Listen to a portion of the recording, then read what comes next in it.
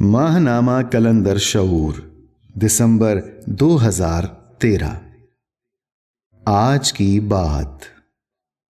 آسمانی کتابیں اور قرآن کریم ہمیں سوچ و بچار، تحقیق و تلاش کی دعوت دیتا ہے۔ تحقیق و تلاش ذہن کی ایسی حرکت ہے جس میں کائنات کی تخلیق کے فارمولے ہیں۔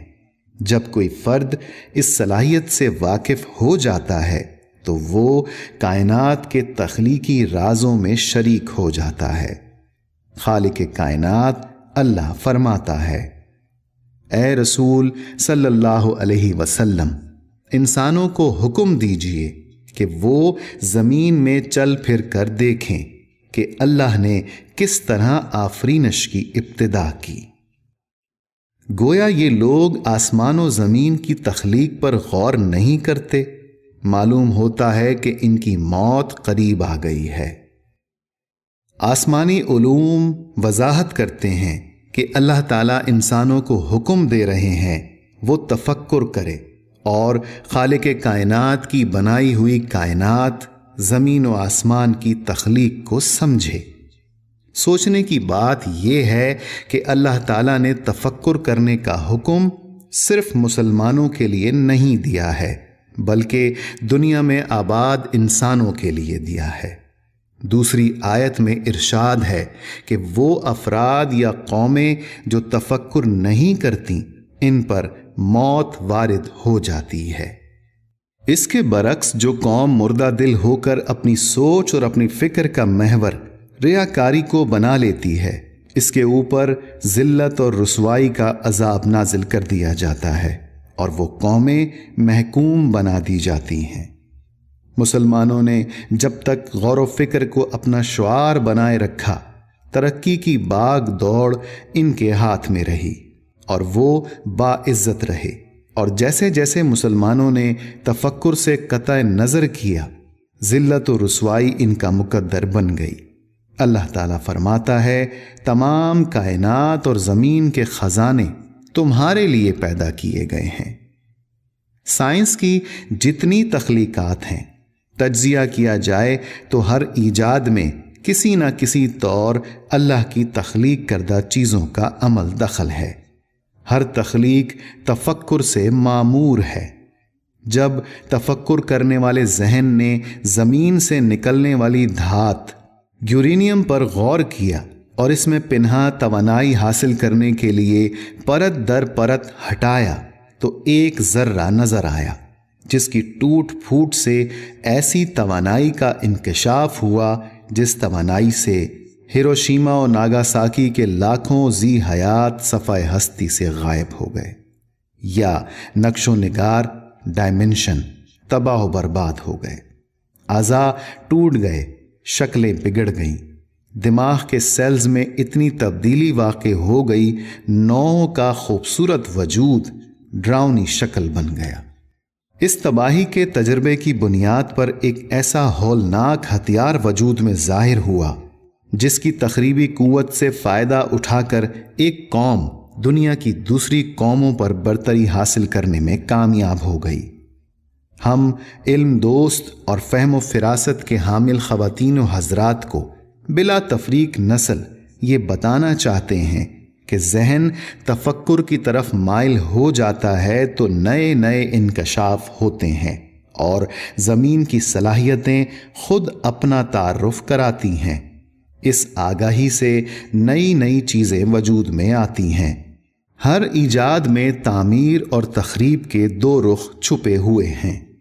مٹی کی آبیاری سے ہم حیات اور زندگی اگر حاصل کرتے ہیں تو انہی ذرات سے دنیا کی کثیر مخلوق کو نیست و نابود بھی یا بدحیت اور بدشکل اور معذور بنا سکتے ہیں۔ غیر جانبدار نیوٹرل تھنکنگ رکھنے والا کوئی فرد انر میں غور و فکر کرتا ہے تو بے شمار صلاحیتیں کیئر آف کریٹر، اللہ کی صفات کے احاطے میں رہ کر سورج کی دھوپ کی طرح اپنا روشن وجود ظاہر کر دیتی ہیں۔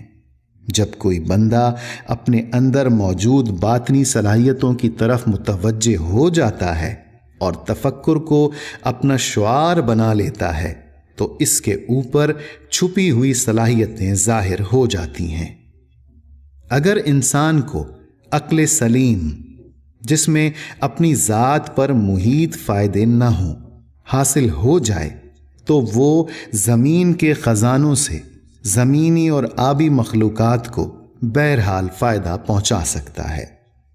جب کوئی بندہ اپنی روحانی صلاحیتوں سے واقف ہو جاتا ہے تو وہ اس خالق و مالک ہستی کا تعارف حاصل کر لیتا ہے جو بے غرض مخلوقات کے لیے ضرورت کی ہر چیز مفت فراہم کر رہا ہے اور بے حساب رزق عطا فرماتا ہے۔ آسمانی کتابوں اور قرآن پاک میں تحقیق و تلاش کا عمل یقین عطا کرتا ہے کہ آدم کو خالق کائنات اللہ نے اختیار عطا کیا ہے۔ خالق کائنات نے انسان کو علوم کے وہ خزانے عطا فرمائے ہیں جو دیگر نوعوں کو نہیں دیے گئے۔ جب کوئی بھی باحواس آدمی اللہ کی بنائی ہوئی تخلیقات پر غیر جانبدار ذہن سے غور کرتا ہے تو سب سے پہلے اپنے وجود میں اللہ کی قدرت اور عنایت کی ایک پوری فلم سامنے آ جاتی ہے۔ ماں کی کال کوٹھری میں 9 مہینے تک نشو و نما کے لیے غذا کی فراہمی، اس کوٹھری سے باہر آنے کے بعد ماں کے سینے کو اللہ دسترخوان بنا دیتا ہے، اور اس کے بعد پوری کائنات کی زندگی کا دار و مدار اللہ کے تخلیق کردہ وسائل پر ہے، جس سے کوئی صاحب فہم انکار کی جرت نہیں کر سکتا۔ ہر لمحہ غائب ہو رہا ہے، دوسرا مرحلہ ظاہر ہو رہا ہے۔ جب اس قانون کو ضرب در ضرب کیا جائے گا تو آخری نتیجہ غائب ہوگا۔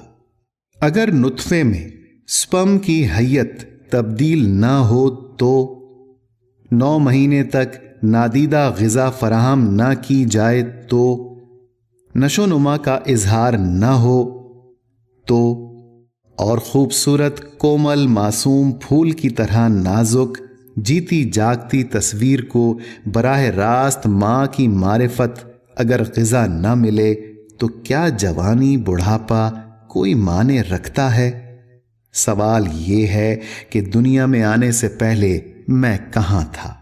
اگر میرے شب و روز پردے میں نہ چھپے ہوتے تو میں کہاں ہوتا بھی یا نہیں؟ سب کچھ ہونے کے باوجود انجام کیا ہے؟ جس طرح پیدائش سے پہلے غائب تھا، پھر غیب کے پردے میں چھپ گیا۔